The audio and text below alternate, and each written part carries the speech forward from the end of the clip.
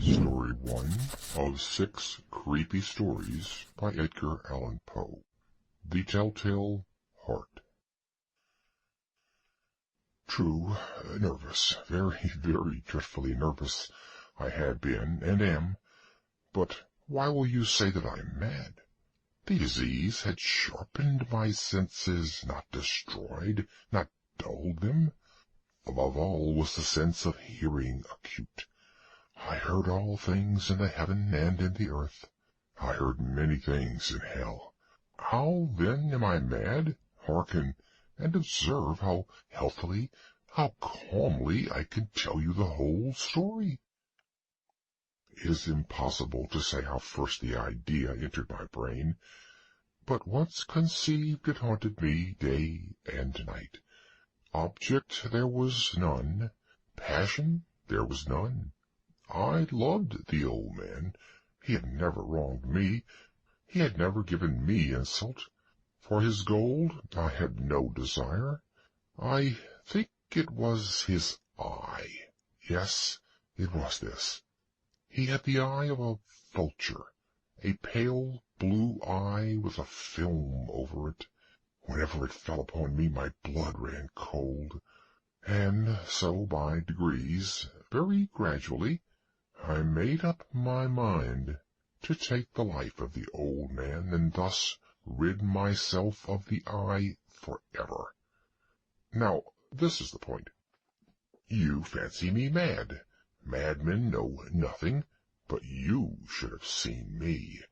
You should have seen how wisely I proceeded, with what caution, with what foresight, with what dissimulation I went to work. I was never kinder to the old man than during the whole week before I killed him, and every night about midnight I turned the latch of his door and opened it, oh, so gently. And then, when I had made an opening sufficient for my head, I put in a dark lantern, all closed, that no light shone out, and then I thrust in my head. Oh, you would have laughed to see how cunningly I thrust it in. I moved it slowly, very slowly, so that I might not disturb the old man's sleep. It took me an hour to place my whole head within the opening so far that I could see him as he lay upon his bed.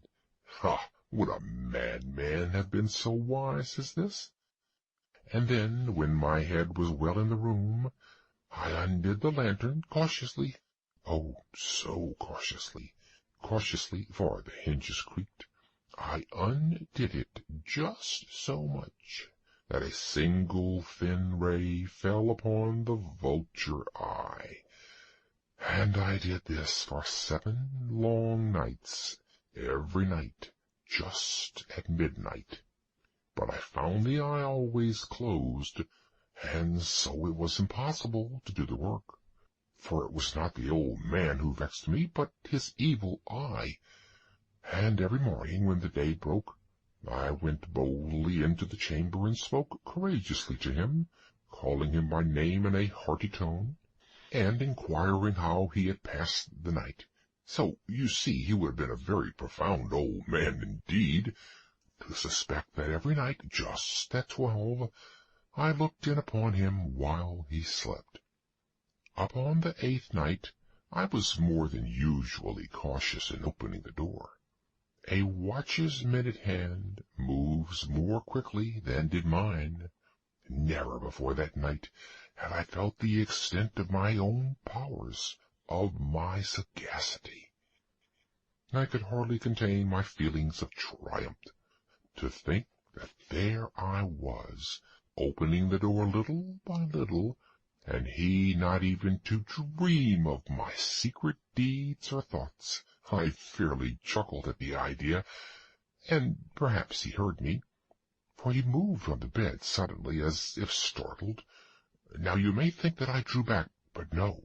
His room was as black as pitch with the thick darkness, for the shutters were close fastened through fear of robbers, and so I knew that he could not see the opening of the door, and I kept pushing it on steadily, steadily.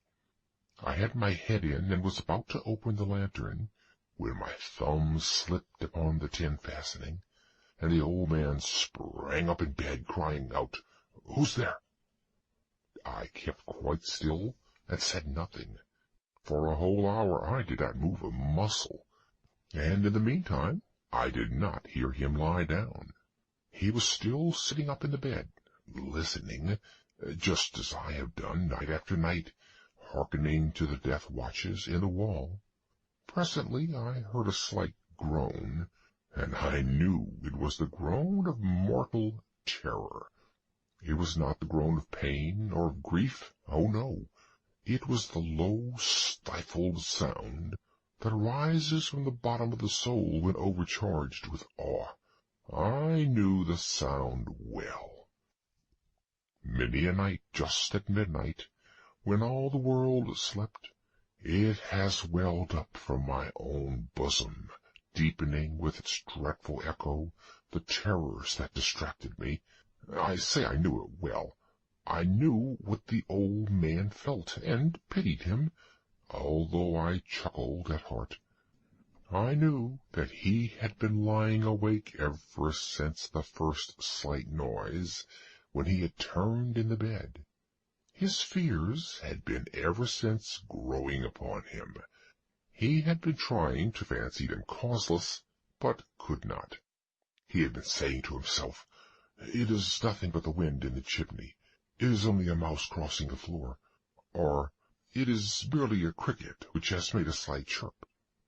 Yes, he had been trying to comfort himself with these suppositions, but he had found all in vain. All in vain, because death, in approaching him, had stalked with his black shadow before him, and enveloped the victim.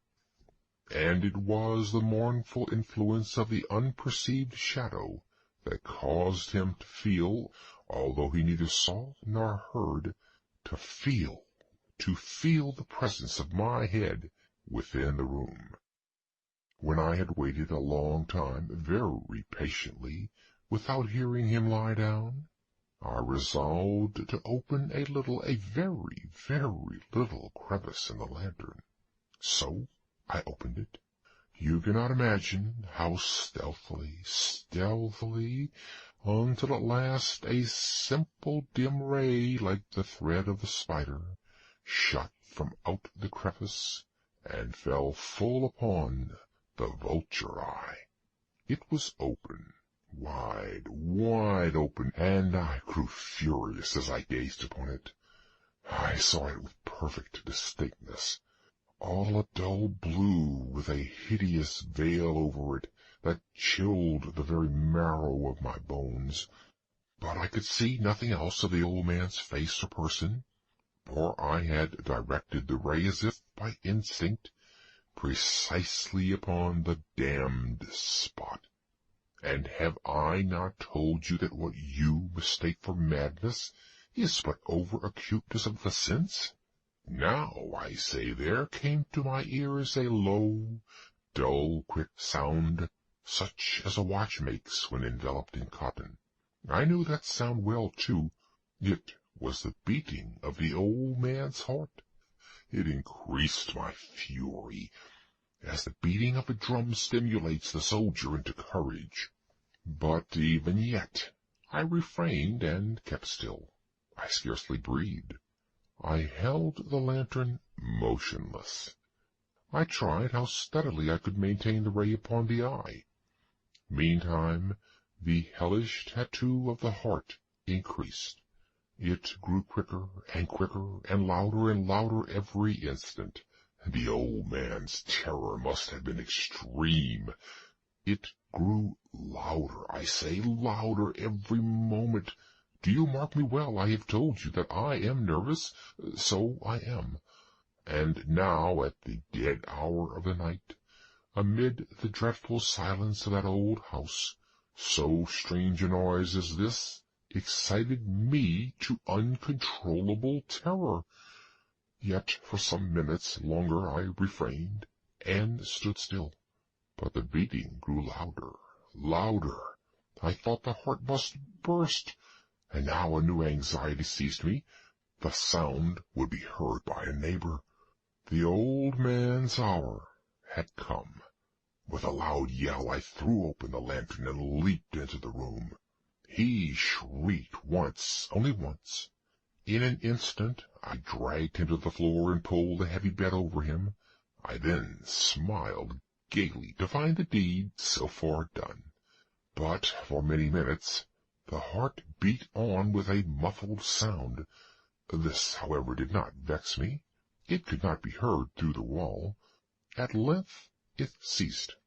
The old man was dead. I removed the bed and examined the corpse. Yes, he was stone dead. I placed my hand upon the heart and held it there many minutes. There was no pulsation. He was stone dead. His eye would trouble me no more. If you still think me mad, you will think so no longer when I describe the wise precautions I took for the concealment of the body. The night waned, and I worked hastily, but in silence. First of all, I dismembered the corpse. I cut off the head and the arms and the legs. I then took up 3 planks from the flooring of the chamber, and deposited all between the scantlings. I then replaced the boards so cleverly, so cunningly, that no human eye, not even his, could have detected anything wrong. There was nothing to wash out, no stain of any kind, no blood spot whatever. I had been too wary for that. A tub had caught all. Ha, ha! When I had made an end of these labors, it was 4 o'clock, still dark as midnight. As the bell sounded the hour, there came a knocking at the street door. I went down to open it with a light heart, for what had I now to fear? There entered 3 men, who introduced themselves with perfect suavity as officers of the police. A shriek had been heard by a neighbor during the night. Suspicion of foul play had been aroused. Information had been lodged at the police office, and they, the officers, had been deputed to search the premises. I smiled, for what had I to fear? I bade the gentlemen welcome. The shriek, I said, was my own in a dream. The old man I mentioned was absent in the country. I took my visitors all over the house. I bade them search well. I led them at length to his chamber. I showed them his treasures, secure, undisturbed.